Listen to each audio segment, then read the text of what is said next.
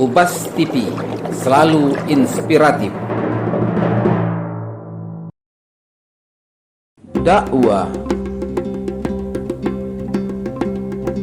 pendidikan, ekonomi, sosial dan politik, kesehatan,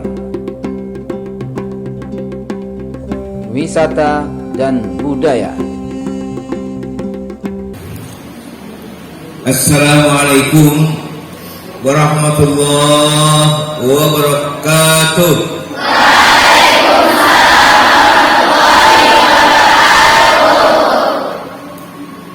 Alhamdulillahirabbil alamin alladzi ja'ala Ramadan syahrus siyam wa huwa syahrul mubarak wa syahrul Qur'an wa fihi lailatul qadr khairu min alf syahr. Asyhadu an la ilaha illallah wahdahu la syarika lah wa asyhadu anna Muhammadan abduhu wa rasuluhu la nabiyya ba'dah. Allahumma salli wa sallim wa barik ala Muhammad wa ala alihi wa ashabihi wa man tabi'ahu bi ihsanin ila yaumiddin, amma ba'd. Alhamdulillah, kita senantiasa bersyukur kepada Allah Subhanahu wa taala karena pada kesempatan di sore hari ini menjelang kita iftar jami'an, kita dapat bertemu, berkumpul di rumah Allah ini untuk beribadah kepada Allah Subhanahu wa taala, melaksanakan apa yang diperintahkan kepada kita, termasuk menjalankan ibadah saum di bulan Ramadan ini. Dan mudah-mudahan insyaallah pertemuan kita ini di bulan yang penuh dengan berkah akan menjadikan keberkahan bagi kita semua. Dan mudah-mudahan juga kita berharap kepada Allah Subhanahu wa taala agar kita tetap diberikan keistiqomahan untuk menjalankan ibadah saum di siang hari dan melaksanakan ibadah tatawuan di malam-malam menghidupkan Ramadan kita. Dan mudah-mudahan pula kita sampai akhir nanti bisa menjalankan ibadah Ramadan ini. Tentunya kita berharap bahwa ketakwaan itu akan kita miliki. Amin ya rabbal alamin. Para santriwati dan asatidah yang dimuliakan Allah Subhanahu wa taala, ini pada puasa semua. Puasa enggak? Saya kaget lihat di atas seperti ada penampakan. Ada santriwati yang di atas. Tapi alhamdulillah, insyaallah tentunya kita ini melaksanakan ibadah saum di bulan Ramadan dengan iman dan ihtisab. Saya mau tanya, ini kira-kira kita pengen nggak masuk surga?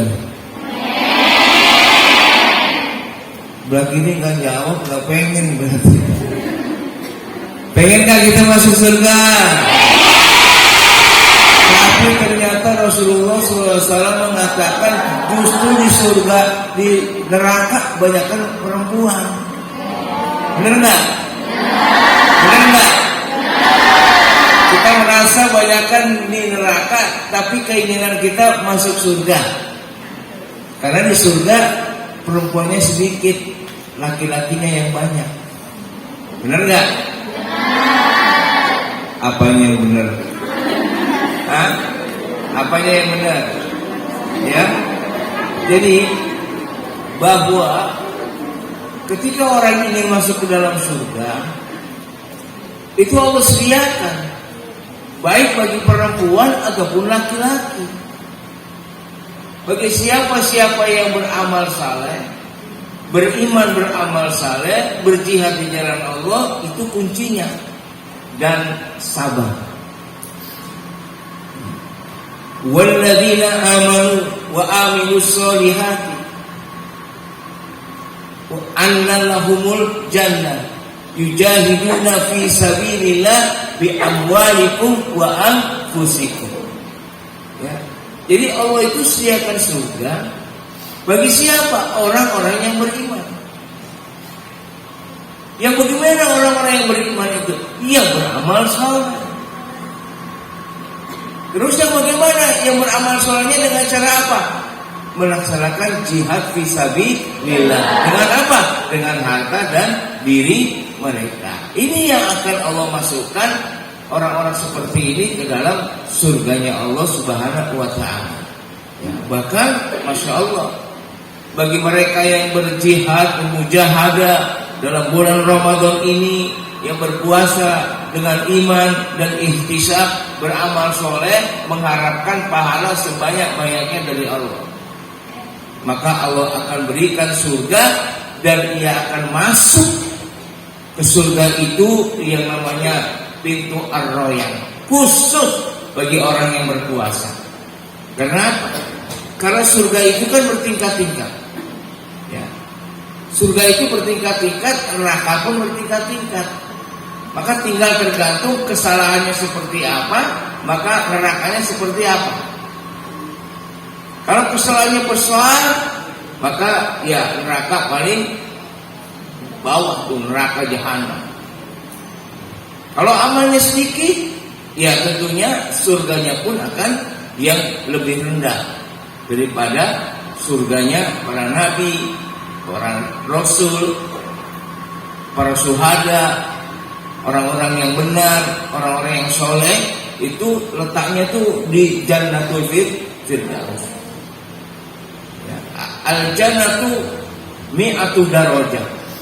Ya, jadi surga itu ada 100 tingkatan.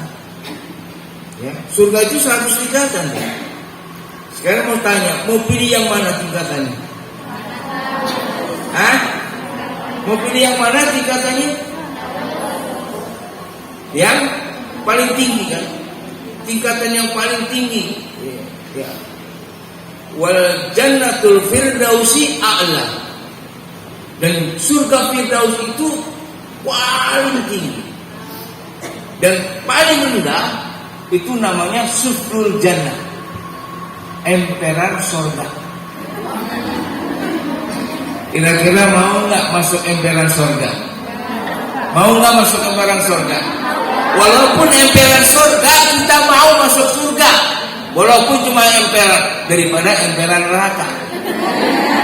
Neraka ada emperan, tapi namanya emperan neraka tetap aja dibakar sama api.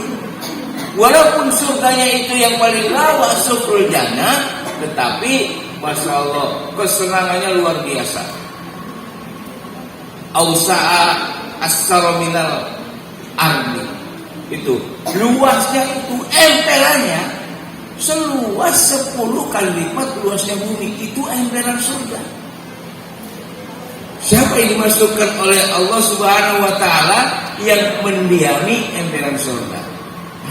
Yaitu orang-orang yang dari neraka setelah disiksa sesuai dengan dosa-dosa yang dimilikinya, dan ia kemudian selesai melakukan pencucian dosa, lantas kemudian Allah masukkan dia ke dalam surga, diangkat oleh Allah ke dalam surga.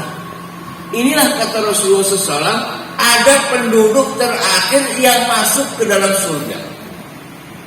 Setelah siksaannya sudah selesai, kemudian dia dimasukkan, diangkat oleh Allah Subhanahu wa ta'ala ke surga.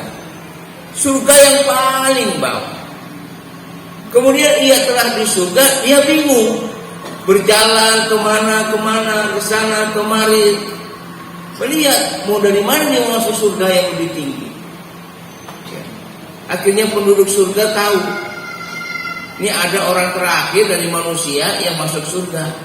Kemudian karena tubuhnya ini hitam, kelam, habis disiksa, dibakar dengan api, tsumma la yamutu fiha wa la yahya, nggak hidup nggak mati, begitu sisaannya neraka. Ya. Akhirnya dia dimandikan oleh para penduduk surga dengan air surga, maka kembali lagi putih, tapi masih kalah dibanding dengan penduduk surga yang masuk surga langsung, ya, mubasysyar tadakhalal jannah biduni hisab, yang langsung masuk surga tanpa hisab. Itu orangnya putih semua. Sementara yang dari neraka itu ya agak kering-kering sedikit lah, ya, hitam-hitam dikit bekas gosong, dan berbeda ketahuan, ya. Makanya di surga yang dari neraka nggak boleh sombong. Wah, alhamdulillah saya masuk surga nih, udah masuk surga.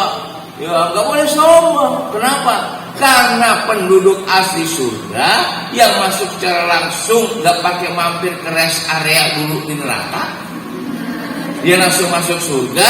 Beda dengan orang-orang yang dari neraka masuk ke dalam surga. Kenapa? Tahu itu penduduk surga kalau dia itu dari neraka. Kenapa? Karena Rasulullah mengatakan di kening mereka ini ada sebuah bacaan tanda min jahannamium, dari penduduk neraka. Ini bahasa sombong walaupun sudah masuk surga. Iya, jadi ada tanda. Ya, ada tanda di sini kata dari neraka jahanam. Artinya apa? Dia dari alumni neraka. Dari alumni neraka, ketahuan, gitu kan. Nah, makanya setelah dimandikan oleh penduduk surga, dia cari-cari itu, mana pintu-pintu yang bisa dia masuki. Dia pikir pintu ini sudah tertutup untuk dirinya. Pintu ini sudah tertutup semua, pintu surganya. Akhirnya dia pun tinggal selamanya di emperan surga. Bagaimana? Apakah dia ketemu Nabi? Ya ketemu. Karena Nabi akan terus mengontrol semua umatnya. Dia datangi dari pintu yang paling atas sampai pintu yang terendah tingkatannya di surga itu. Ya, Masya Allah. Ini menjadi satu bahan bahwa surga itu memang disediakan. Bagi siapa? Ya, bagi orang-orang yang beriman, beramal soleh, kemudian berjihad di jalan Allah Subhanahu wa taala dengan harta dan dirinya. Dan termasuk kita ini ada di sini, hadir di tempat ini untuk apa? Untuk menuntut ilmu bertahun-tahun. Kita di mahat, di pesantren, di pondok. Itu bagian daripada jihad fisabilillah. Bagian dari apa? Mencari ilmu bagaimana kita tahu untuk berjihad di jalan Allah Subhanahu wa taala. Dulu pun begitu. Ya, ketika saya baru masuk Islam, saya punya keinginan cara mati yang tercepat untuk masuk surga. Cara mati yang tercepat untuk masuk surga, berjuang di jalan Allah dengan diri kita, harta kita, berperang melawan orang-orang kafir. Itu cara ekspres masuk surga. Dakhala jannah biduni hisab. Masuk surga gak pakai hisab lagi, sudah. Makanya kalau dia mati syahid gak perlu lagi dikafani, gak usah repot-repot, sudah kuburkan saja dengan apa yang menempel di dalam tubuhnya itu. Ya. Waktu pertama saya mau masuk Islam, saya masuk Islam itu kan terjadi yang namanya perang Kusuh, Ambon. Anda belum lahir kali ya? Belum lahir Anda. Ya. Atau ada juga masih piik, masih kecil. Ya. Keinginan saya tahu bahwa keutamaan mati yang paling dimuliakan Allah dan cara cepat masuk surga adalah mati syahid, berperang langsung melawan orang-orang kafir. Berangkatlah kita ke Ambon. Berangkatlah kita ke Poso. Pengen mati syahid. Tapi Masya Allah, keinginan berharap untuk mati syahid pertama pernah masuk Islam, setelah itu ternyata Allah nggak matiin saya dan bahkan masih hidup sampai sekarang. Anehnya apa? Ya. Waktu itu kita dikepung di Poso. Kotanya udah ditinggalkan, orang-orang sepi. Kita jalan naik motor saya was-was, berkeliling kita was-was. Ya, sambil mutu-mutuin, ya, sambil kemudian lihat-lihat situasi. Tinggal 90 orang paling di situ, pejuangnya juga. Bentar orang kafirnya banyak banget. Gitu. Ini ada kawan, nggak pengen mati dulu dia. Ngobrol sama saya, yang ngobrol, pas berdiri berdua dekat-dekatan, saya geser 2 langkah, teman saya pun geser di tempat saya semua. Ya, tiba-tiba tak dari mana itu datangnya anak panah, meleset, kena lah dia, ya, pas tepat di dadanya. Harusnya saya yang menginginkan rezeki itu gitu. Kalau nggak saya geser, saya yang kena panah. Ya, tapi Allah nggak menghendaki itu. Yang kena justru teman saya yang belum mati. Akhirnya 3 hari karena panahnya beracun di rumah sakit, dia mati syahid. Masya Allah. Tapi hikmahnya apa? Ketika saya pulang dari sana, ya alhamdulillahnya saya mengislamkan keluarga besar saya semua. Hikmahnya itu. Lah kalau saya tadi mati di sana, siapa yang menjadikan keluarga saya jadi Islam gitu? Nah ini hikmahnya. Ya, dan alhamdulillah sampai kemudian saya akhirnya bisa mengislamkan seluruh keluarga saya, dan alhamdulillah sampai saat ini saya berharap bahwa tetap istiqomah dalam memperjuangkan Islam, ya, tetap istiqomah dalam menegakkan syariatnya, tetap istiqomah dalam beramar ma'ruf nahi munkar. Ini yang harus kita lakukan. Nah, makanya kenapa Allah Subhanahu wa taala menjadikan bulan Ramadan ini sebagai bulan yang di dalamnya terdapat berbagai keberkahan. Karena saya mau tanya, ini udah lama kita puasa, udah lama tiap tahun datang Ramadan. Apa sih arti Ramadan?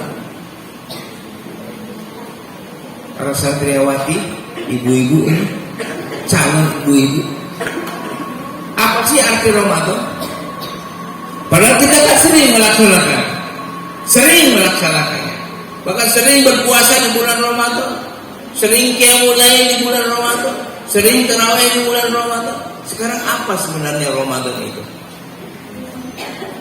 Artinya apa? Ramadan itu asal katanya dalam bahasa Arab artinya Ramadan, ditambah alif dengan nun jadi Ramadan. Artinya apa? Ramadan itu yang membakar, ya, yang membakar. Ketika api itu membakar, maka dia akan melumatkan seluruh apa yang dihampirinya. Ya, itu artinya Ramadan itu adalah membakar. Artinya apa?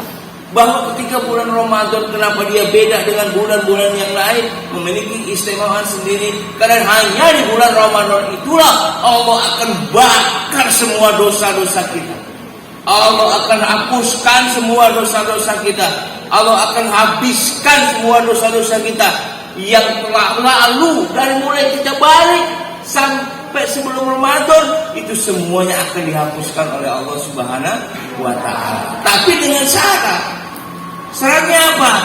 Man shoma Ramadanan imanan wa ihtisaban ghufira lahu ma taqaddama min dzambi. Barang siapa yang menghidupkan bulan Ramadan, berpuasa di bulan Ramadan, menghidupkan kaifiat Ramadan ini dengan iman. Iman. Makanya yang disuruh orang-orang yang beriman. Ya ayyuhalladzina amanu kutiba alaikumusiyam kama kutiba alal ladzina min qablikum la'allakum tattaqun. Insyaallah semua sudah hafal. Dan ayat itu banyak sekali dibunyikan di bulan Ramadan. Di bulan yang lain jarang orang menyebutkan itu. Tapi di bulan Ramadan ini hampir setiap malam penceramah-penceramah dai-dai itu menyampaikan ayat tentang Ramadan ini. Kenapa? Karena siapa yang mendirikan melaksanakan ibadah puasa, ibadah sahur dengan iman, ya, karena hanya orang-orang yang beriman yang disuruh. Karena banyak sekarang ini ada orang Islam tapi nggak puasa, banyak nggak? Banyak nggak? Ya. Panjang jalan tadi lihat tuh banyak orang belum buka puasa udah nongkrong di warung, kirain cuma nunggu berbuka, ketahuinya sambil makan, sambil minum. Masya Allah, ini menjadi satu hal yang sangat luar biasa. Imanan wahtisaban, dan beramal soleh. Ihtisab itu bagian ulama mengatakan beramal soleh dengan penuh harapan, mengharapkan pahala sebanyak-banyaknya. Bahkan ulama-ulama yang lainnya mengatakan makna ihtisab, ya. Makna ihtisab adalah ihtisab bermakna yakni ilmu, dengan ilmu, mengilmui, ya. Jadi banyak arti ihtisab itu adalah banyak. Barang siapa yang berpuasa dengan penuh keimanan, beramal soleh dengan mengharapkan pahala sebanyak-banyaknya dan mengilmui daripada ibadah puasa Ramadan itu, ya, maka Allah akan hapuskan ghufira lahu ma taqaddama min dzambi. Allah akan menghapuskan dosa-dosanya yang telah lalu. Bahkan Masya Allah, yang telah lalu itu bukan yang tahun lalu, bukan yang 5 tahun lalu, bukan yang udah 10 tahun lalu, tapi dari awal kita berbuat dosa, dari mulai balik itu yang Allah akan ampuni. Ini kenapa? Ya, berpuasa di bulan Ramadan. Makanya 1 bulan penuh sebagai mumayyizatnya, keistimewaan bulan Ramadan ini mendapatkan sesuatu yang Masya Allah luar biasa dari Allah Subhanahu wa Ta'ala. Nah, karena itu maka kita benar-benar beriman kepada Allah, rukun Islamnya melaksanakan ibadah puasa di bulan Ramadan cuma sebulan sekali dari 11 bulan, ya. Kemudian mengilmui daripada apa yang kita laksanakan dengan Ramadan itu. Tapi banyak orang-orang yang puasanya asal-asalan, puasanya cuma sekedar menggugurkan kewajiban. Nah, yang penting udah puasa. Tapi hal-hal yang terkait dengan apa yang membatalkan puasa, apa yang menghilangkan daripada pahala puasa, ini tidak mereka ketahui, ya. Padahal kan Allah suruh mempelajari itu. Afala yatadabbaruna al-Qur'ana am ala qulubin aqfaluha. Apakah kalian tidak mau mentadabburkan Al-Qur'an atau hati kalian yang tertutup, terkunci? Iqra bismi rabbikal ladzi khalaq, khalaqal insana min 'alaq, iqra wa rabbukal akram alladzi 'allama bil qalam 'allamal insana ma lam ya'lam. Yang mengajarkan manusia dengan pena apa-apa yang tidak diketahui oleh manusia. Makanya ketika datang bulan Ramadan, ya pelajari kefiat-kefiatnya. Sehingga apa? Mana yang membatalkan puasa? Ini kan macam-macam tuh. Orang yang nggak ngerti, nggak paham, macam-macam. Weh, batal lo puasa lo. Kenapa yang batal? Lu berdarah, keluarkan darah, katanya batal. Batal nggak ketika kita mengeluarkan darah? Orang waktu puasa suruh berbekap, keluar itu darah sebanyak-banyaknya, ya. Ngorek kuping, batal. Karena kalau kita lagi puasa, batal nggak? Kalau kita lagi puasa ngorek kuping, batal nggak? Batal puasanya. Kita lagi puasa ngorek kuping, batal puasanya. Kenapa? Ngorek kupingnya sambil makan sama minum.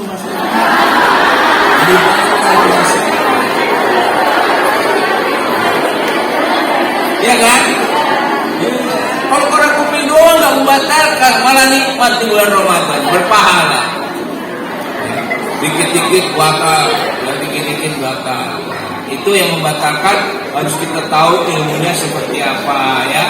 Kemudian juga yang mengurangi nilai pahala puasa. Ya. Puasa kita bisa kurang pahalanya kalau kita puasa, yaitu coba sekedar menggugurkan kewajiban.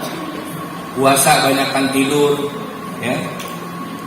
Puasa banyakkan tidur. Ya. Nama.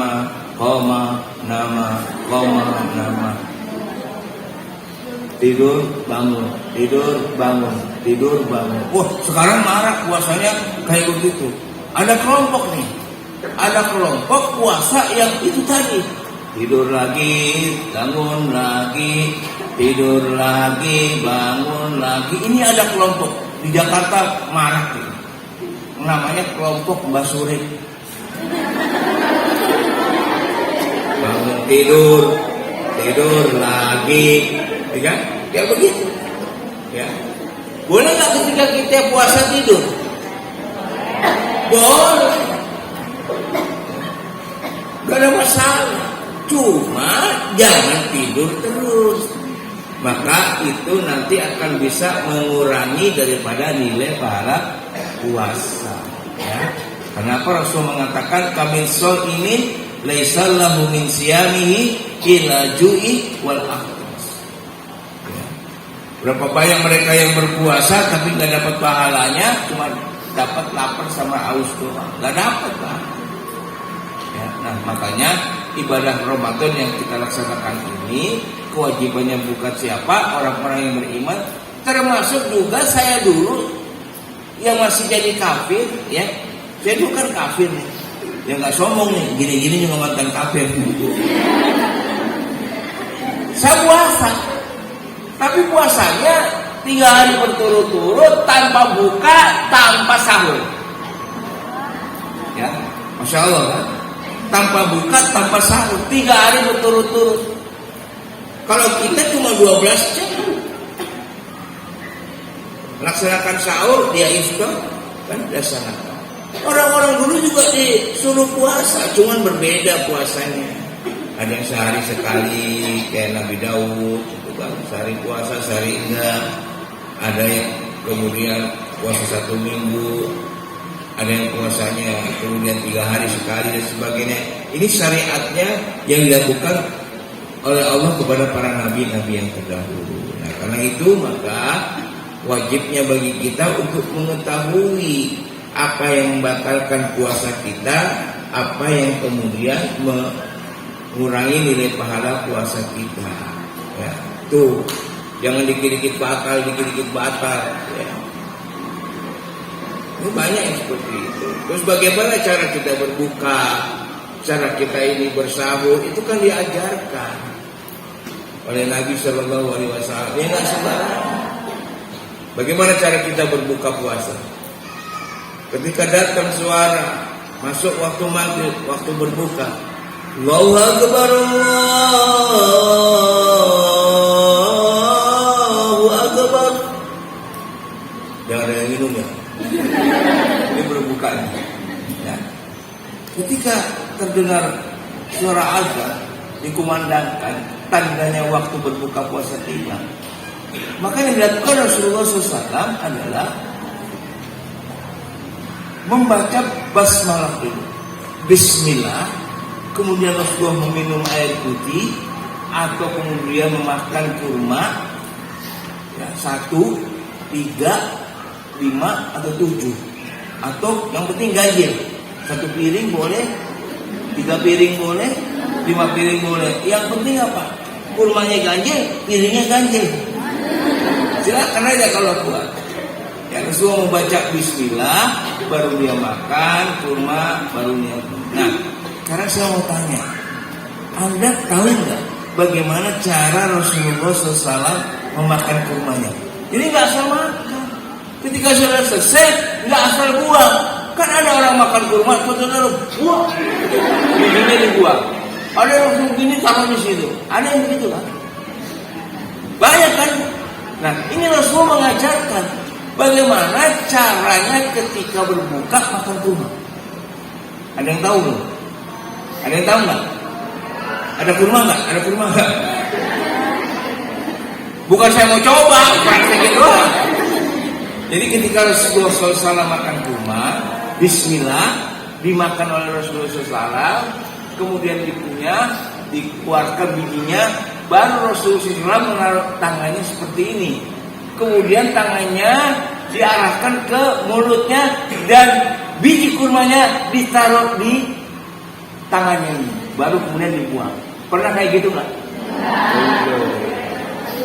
Ya, karena belum baca ilmunya. Ini cara Rasulullah makan kurma. Baru ketika itu Rasulullah baca doa. Allahumma lakas sumtu wa bika amantu. Atau zahabat doma'u wa qtaratil uruku wa sabatal azru insyaallah. Tapi yang sering dipergunakan Rasulullah itu tadi, doa yang kedua tadi. Ya, artinya itu yang dibiasakan Rasulullah menganjurkan. Tetapi doanya kan belakangan, bukan duluan. Kadang-kadang ada yang duluan kan, boleh nggak? Boleh, nggak masalah. Tapi kan kita cari keberkahan. Yang kita cari sebanyak-banyaknya keberkahan. Itu cara bukanya Rasulullah SAW. Baru Rasulullah SAW kemudian sholat maghrib, menunggu sampai isya, ya, teruskan kemudian tarawih, dilaksanakan para sahabat-sahabat, ya silakan.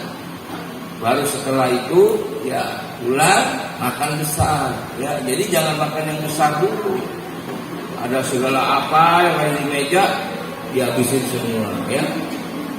Tapi sholat maghribnya akhirnya Pak pilih di pojok, dengerin ceramah tarawih, akhirnya ngantuk karena kekenyangan. Nah, kita akan cari bagaimana berkahnya Rasulullah SAW itu melaksanakan buka puasa. Makannya ringan-ringan, minumnya ringan-ringan.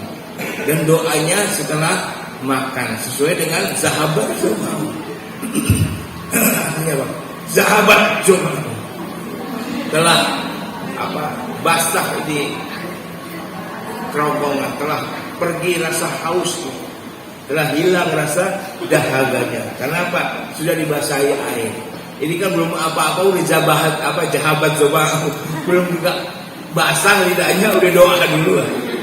Ya, nggak sesuai dengan konteks bahasa doanya. Ya, itulah makanya kenapa begitu. Nah, makanya ketika kita berpuasa, Rasulullah SAW tidak pernah menganjurkan bagi umatnya ini untuk makan 3 kali sehari. Ya. Rasulullah tidak menganjurkan makan 3 kali sehari. Tapi yang dianjurkan Rasulullah SAW itu tidur. Ya. 3 kali sehari. Tidurnya 3 kali sehari. Kapan mulai tidurnya Rasulullah SAW? Ketika sudah selesai melaksanakan sholat isya, Rasulullah kemudian tidur.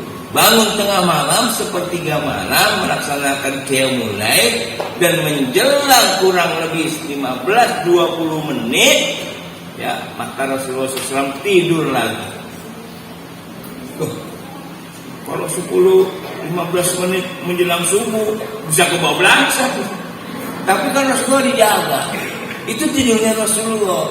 Baru kemudian yang ketiga, tidurnya Rasulullah SAW itu bukan ba'da zuhur. Kalau kita banyakkan ba'da zuhur baru tidur. Tapi Rasulullah SAW adalah 1 jam 2 jam menjelang zuhur Rasulullah tidur. Itu 3 kali yang dianjurkan untuk tidur. Sementara untuk makan itu tidak dianjurkan 3 kali, tapi sesuai dengan kebutuhan orang itu. Kalau yang gemuk misalkan 100 kilo, makannya 5 kali. Ya itu kebutuhannya 5 kali, silakan. Tapi tidak harus 3 kali itu makannya, karena itu sudah dianjurkan semua. Kapan kita mulai makan?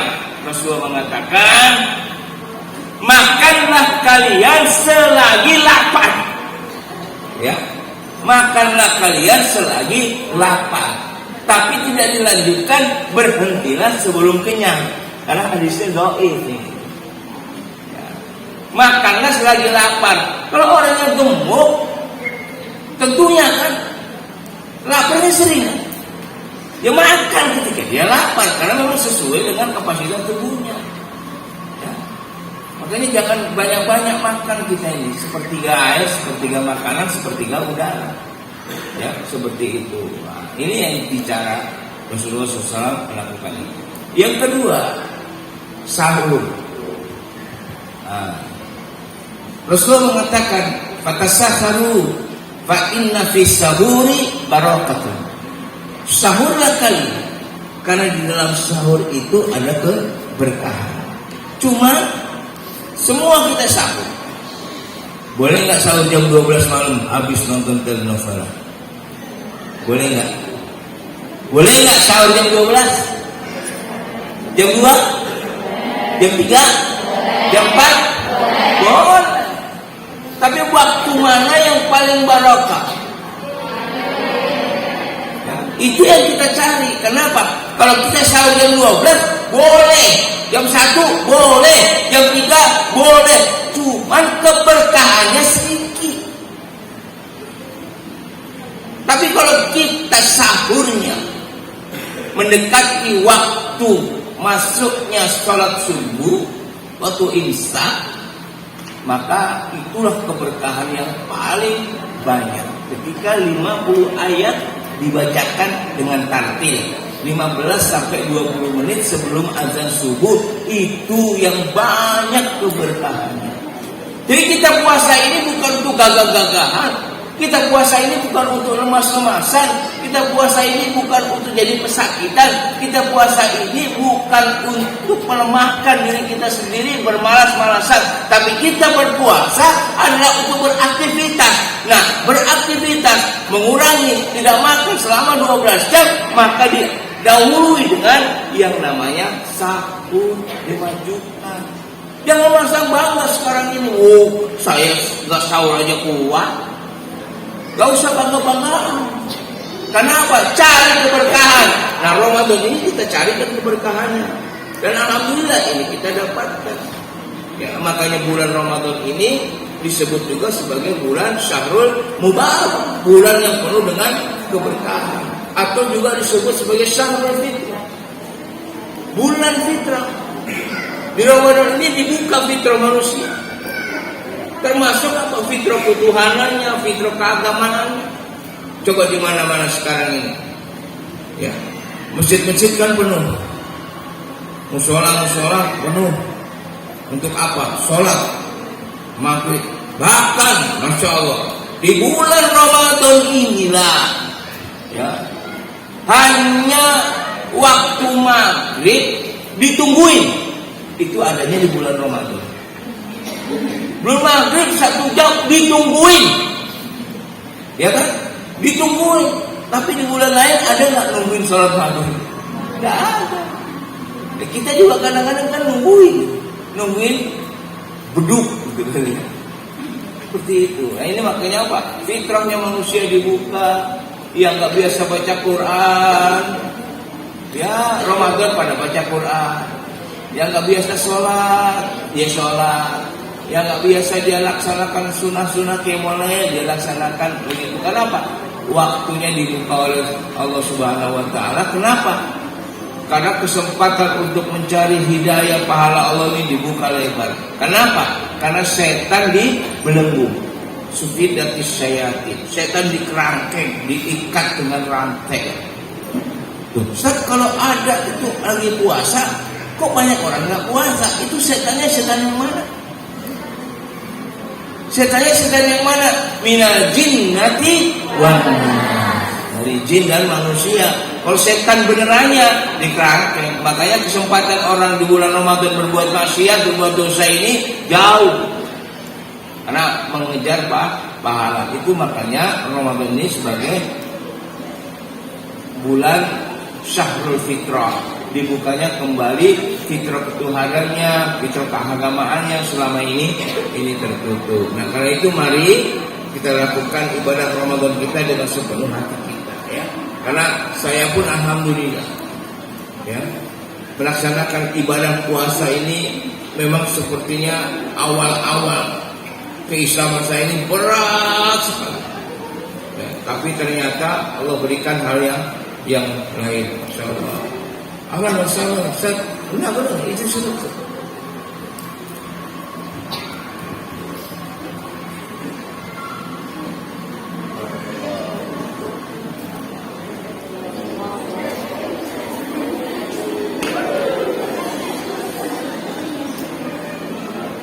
Ya, insya Allah. Ya, ini menjadi satu hakikat yang besar. Ya, bahwa agama-agama yang lain pun diperintahkan untuk melakukan saum, cuma sesuai dengan syariatnya masing-masing. Yang saya katakan bahwa kami dulu di agama Katolik itu melaksanakan saum, tapi saumnya berbeda dengan kita. Ya, ketika kita ada sahur, ada buka, kalau kita 3 hari berturut-turut, ini menandakan bahwa apa yang terjadi pada saat ketika Allah Subhanahu wa taala membuka fitrahnya manusia, dibuka di bulan Ramadan ini untuk memperbanyak ibadah, semua dibuka, cuman Allah buka fitrah tentang keagamaan itu di hari 10 pertama Ramadan. Tuh ya. Maka 10 hari pertama Ramadan masih penuh tuh masjid, karena fitrahnya masih dibuka. Ya, yang nggak pernah sholat ya sholat, belum sholat maghrib udah pasang kapling duluan di masjid, kalau dia nggak dapat sah. Ya. Iya. Ya, tapi setelah 10 hari pertama lewat ditutup kembali itu. Ya, fa'akim wasahaka lidini hanifah fitratallahi allati fatara nasa 'alaiha la tabdila li khalqi illa dzalika dinul qayyim walakin aktsarun nasi la ya'lamun. Fitrahnya dibuka oleh Allah, maka manfaatkan. Dan bahkan untuk menghafalkan Al-Quran, membaca Quran itu paling luar biasa di bulan Ramadan. Cepat kita untuk menerima. Jadi otak kita ini gampang mudah untuk membaca, menghafalkan. Kenapa? Karena tubuh kita ini kan tidak ada makanan, tidak ada minuman yang masuk selama 12 jam. Sehingga ini merangsang daripada sel-sel otak kita ini berhenti sebentar. Untuk apa? Ya ketika kita melaksanakan apa yang diperintahkan Allah, dengan mudah orang itu melaksanakan. Ya, inilah makanya kenapa bulan Ramadan ini juga menjadi salah satu di antara syahrul fitrah. Bulan fitrahnya manusia dibuka oleh Allah Subhanahu wa taala. Dan inilah menjadi satu hal yang terjadi pada kita. Makanya jangan bermalas-malasan. Ramadan ini bukan untuk bersusah-susah. Ramadan ini bukan untuk leha-leha dan sebagainya. Bukan untuk kemudian lemes-lemesan. Enggak. Justru Ramadan ini memberikan semangat, etos kerja kita, etos belajar kita itu lebih meningkat. Itu di bulan Ramadan. Coba Anda yang menghafalkan Quran di bulan lain dengan di bulan Ramadan, cepetan mana ngapalinnya? Hah? Cepetan mana? Bulan Ramadan atau bulan yang lain? Ya bulan Ramadan ini. Cepat kita. Lebih cepat menghafalkan Al-Qur'annya di bulan Ramadan. Ya karena itu potensi-potensi yang mengganggu, setan-setan yang tidak mengganggu, dibelenggu, dirantai, itu memungkinkan. Ya kita ini untuk leluasa dalam melaksanakan ibadah. Apalagi apa yang kemudian kita lakukan di bulan Ramadan ini, dosa-dosa kita semuanya akan dihapuskan oleh Allah Subhanahu wa taala. Ya, dan ini menjadi satu hal kenapa kemudian kita harus memanfaatkan bulan Ramadan ini untuk menggapai hidayah yang Allah Subhanahu wa taala sudah berikan kepada kita. Dan berapa banyak nih di bulan Ramadan ini mereka orang yang kafir masuk dalam agama Islam. Berapa banyak mereka ini yang kemudian di bulan Ramadan taubat. Berapa banyak mereka ini di bulan Ramadan sadar bahwa apa yang dilakukan ini menjadi satu hal buat dirinya, kapan lagi. Ya, maka Rasulullah sering mengatakan kepada kita, jadikanlah Ramadan kali ini menjadi Ramadan terakhirmu, karena bisa jadi di Ramadan yang akan datang kita nggak akan berjumpa lagi dengan bulan Ramadan. Ya, makanya untuk itu harus mujahadah melaksanakan ibadah Ramadan ini dengan kesungguhan. Ya, dengan apa yang bisa kita lakukan dari kebaikan-kebaikan. Karena apa? Ya, bonus pahala 10 kali lipat, dihitung lagi nanti sampai 700 kali lipat. Artinya pahala-pahala kita ini digandakan oleh Allah Subhanahu wa taala. Termasuk juga kemaksiatan yang melakukannya pada bulan Ramadan, ya dosanya berlipat, ya dosanya berlipat. Maka untuk mengatakan persatuan, ukhuwah, ya di bulan Ramadan ini, gitu ya. Ya makanya masya Allah. Yang kita lihat sekarang ini ya persaudaraan antar umat Islam ini semakin menipis. Sudah jarang kelihatan seperti apa yang digambarkan persaudaraan di zaman Rasulullah, di zaman sahabat, di zaman tabiin, masya Allah. Ya, kalau saya gambarkan di sini, persaudaraan umat Islam ini bagaikan latu-latu. Tahu latu-latu? Tahu nggak latu-latu? Ada sering main di sini? Nggak ada. Ya, masa santri main latu-latu? Ya, jadi latu-latu itu begini, ya. Saya sering katakan persaudaraan kita umat Islam itu bagaikan latu-latu. Sering bertemu tapi tidak pernah bisa bersatu. Iya nggak? Iya nggak? Kalau kita main latu-latu, ketemu terus taklok, tapi nggak pernah bisa bersatu. Itu ibaratnya. Ya. Maka insya Allah di momen Ramadan ini mari kita jaga, ya, keistiqomahan Ramadan kita. Sampai 10 hari pertama kita masih istiqomah, fitrahnya kita jaga. Jangan sampai nanti 10 hari pertengahannya udah makin rosot ibadah kita, atau nanti di 10 hari terakhir, ya, 10 hari terakhir nanti, wah ini udah banyak ya ujiannya, ya, maka masjidnya semakin luas kelihatannya. Karena yang sholat cuman muadzin sama imamnya doang, ya udah pada libur pulang kampung, ya jamaahnya pindah ke mall, dari baju baru, celana baru, ya, serba baru untuk siapa lebaran, pada pulang kampung, jalanannya macet, dipenuhi yang harusnya dia optimalkan di 10 hari terakhir itu untuk meraih Lailatul Qadar, ya, untuk meraih itu. Tapi banyak diabaikan, ya.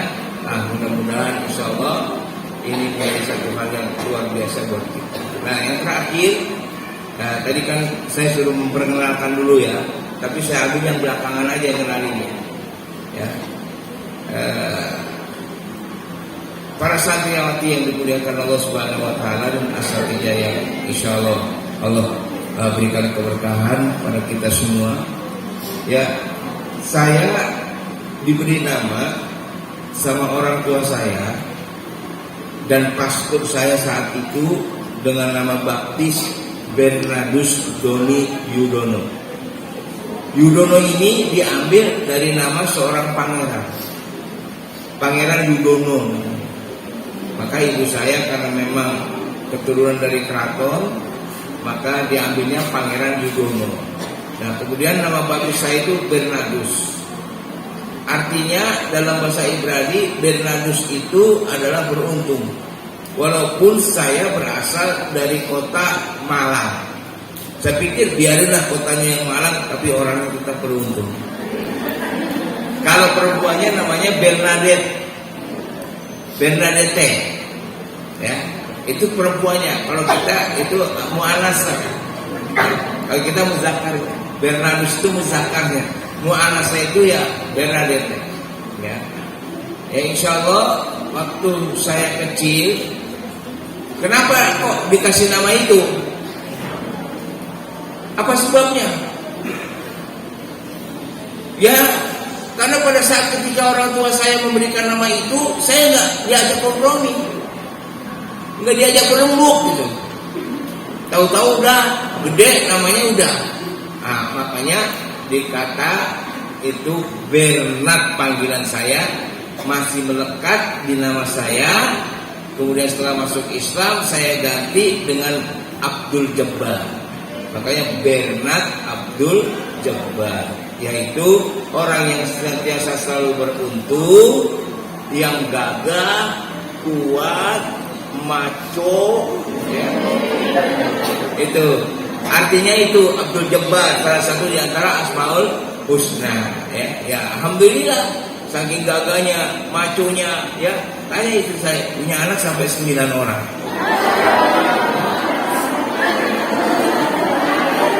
Kalau hidup 11. Kalau hidup 11. Ya. Tek-otek-otek anak ayam turun berkotek. Anak ayam turun 9 mati semua sambil gledek. Ya. Iya. Alhamdulillah laki-laki 3, perempuan 6.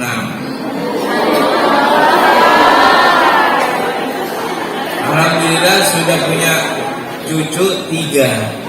Jadi udah nenek-nenek, kakek-kakek. Tapi kelihatannya masih muda tuh. Istri saya masih muda, saya masih muda. Jadi masih ada kesempatan untuk nambah lagi.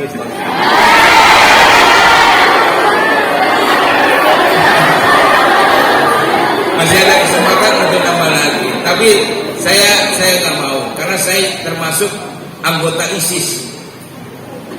Saya termasuk anggota ISIS. Ikatan suami istri satu. Walaupun kadang-kadang, masya Allah, teman-teman nih, ustaz-ustaz sering ngebully saya. Ustaz Bernard pengecut, gak berani nikah lagi. Ini bukan masalah pengecut. Ini bukan masalah takut sama istri. Kan saya tahu bahwa takut istri itu syirik, kan gak boleh.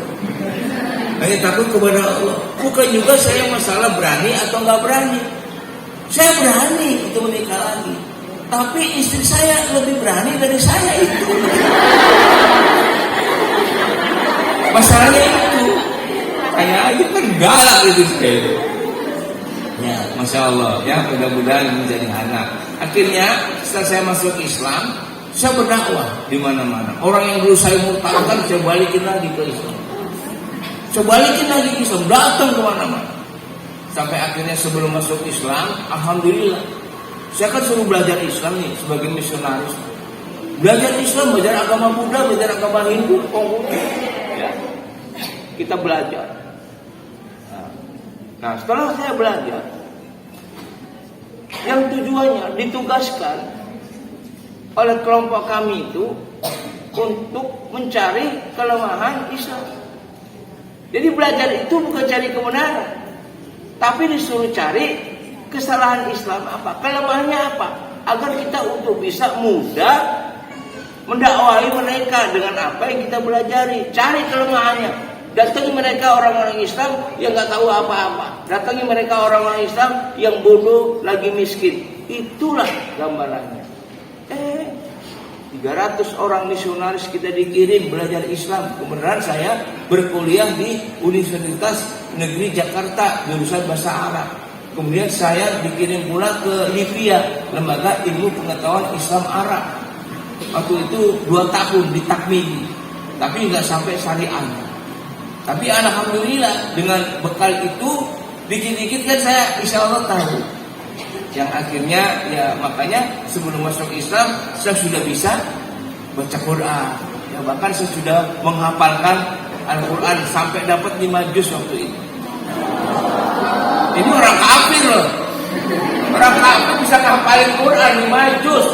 Ada kawan saya tuh namanya Romo Antonius di Bandung di Universitas Parahyangan. Romo hafal Quran 20 juz. Romo ada biarawati teman saja 30 juz karena mereka sering mengadakan musabaqah tilawatul Injil. Yang tahu diadakan di Palembang, di Kalimantan, di Papua, di Jakarta. Untuk apa? Membaca ayat-ayat Injil dengan lagam bahasa Quran, dengan cara Quran. Masa bayangkan, luar biasa. Ada orang baca ayat Injil tapi lagamnya Jakarta. Ya. Masya Allah, ini luar biasa. Tapi kalau kita nggak ngerti, kan pakai tulisan Arab semua, dipikirnya Quran, dipikirnya itu Quran, padahal itu ayat-ayat Injil. Dan ini marak terjadi di mana-mana. Ya, ini luar biasa. Ya, makanya alhamdulillah dengan itu bekal itu semua, akhirnya saya putuskan untuk berhenti dulu, ya, jadi misionaris akhirnya alhamdulillah belajar lagi dan baru waktunya masuk Islam setelah saya paham agama Islam. Kalau kita kan beda. Yang penting masuk Islam dulu, kan belajarnya 40 tahun kemudian kalau udah pensiun. Kalau saya belajar dulu, paham, ngerti, baru masuk. Ya, ini bedanya. Ya makanya saya baca duluan.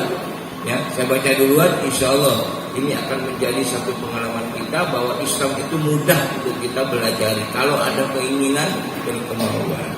Begitu juga berat pertama melaksanakan ibadah Ramadan, gak biasa pernah puasa selama 1 bulan, tapi Masya Allah beratnya luar biasa. Mulai ujian itu datang, ya ujian itu Masya Allah diuji dengan kemiskinan, diuji dengan berbagai hal, wah luar biasa ujiannya. Tapi kalau kita hadapi dengan istiqomah, sabar, maka insya Allah. Makanya puasa itu membentuk kita menjadi sabar. Kenapa? As-sabru thawabuhul jannah. Yang namanya kesabaran itu kuncinya adalah surga. Nah karena itu Masya Allah, dan kita bisa bertemu pada hari ini, ya memperbincangkan tentang masalah-masalah ilmu di dalam agama kita. Yang kebenaran saya ada safari dakwah, ya sampai tanggal 30 nanti berada di Lampung. Dan insya Allah setelah dari Lampung saya langsung berangkat ke Ambon, ya untuk melakukan safari dakwah di sana. Baru pulang lagi sehari 2 hari langsung ke Sumatera Utara, ya di sana selama kurang lebih 1 minggu. Pulang lagi ke Banjarnegara, baru lanjut sampai menjelang akhir Ramadan saya ada di Pekanbaru.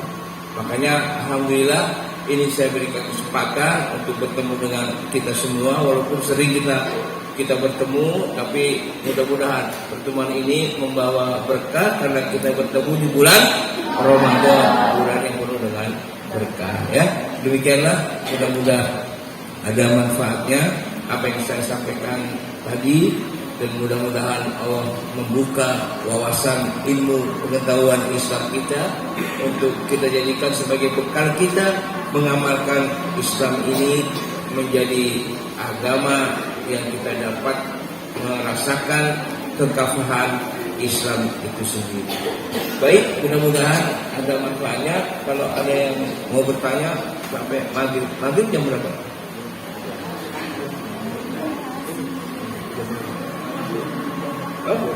Oh 2 menit lagi aja.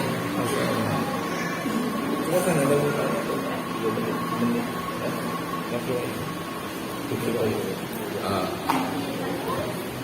Baik, Masya Allah, Subhanallah.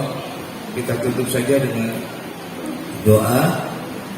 Mudah-mudahan Allah berkahi apa yang kita laksanakan pada kesempatan hari ini. Al-Fatihah. A'udzubillahi minasyaitonir rajim. Bismillahirrahmanirrahim. Iyyaka na'budu wa iyyaka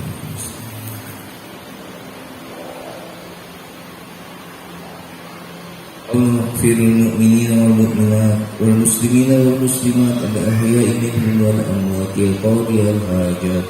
اللهم ربنا ظلمنا أنفسنا وإن لم تغفر لنا وترحمنا لنكونن من الخاسرين. اللهم ربنا هب لنا من أزواجنا وذرياتنا قرة أعين واجعلنا للمتقين إماما. اللهم ربنا التواب الرحيم. اللهم ربنا إنا نسألك علما نافعا ونسألك رزقا طيبا ونسألك عملا متقبلا. اللهم ربنا إنا نسألك قلبا سليما ونسألك قلبا خشوعا. اللهم ربنا إنا نسألك موتا شاهدا. اللهم ربنا تقبل منا من دعائنا ومن صلاتنا. اللهم ربنا لا تزغ قلوبنا بعد إذ هديتنا من لدنك رحمة إنك أنت الوهاب. اللهم ربنا انصرنا المجاهدين في كل مكان ومجاهدين في كل زمان ولا سيما مجاهدين في بلادنا أندونيسيا. Allahumma tsabbit aqdamahum wansurna 'alal qawmil kafirin. Allahumma rabbana atina fid dunya hasanah wa fil akhirati hasanah wa qina adzabannar birahmatika ya arhamar rahimin walhamdulillahi rabbil alamin. Subhanakallahumma wa bihamdika asyhadu an la ilaha illa anta astaghfiruka wa atubu ilaik.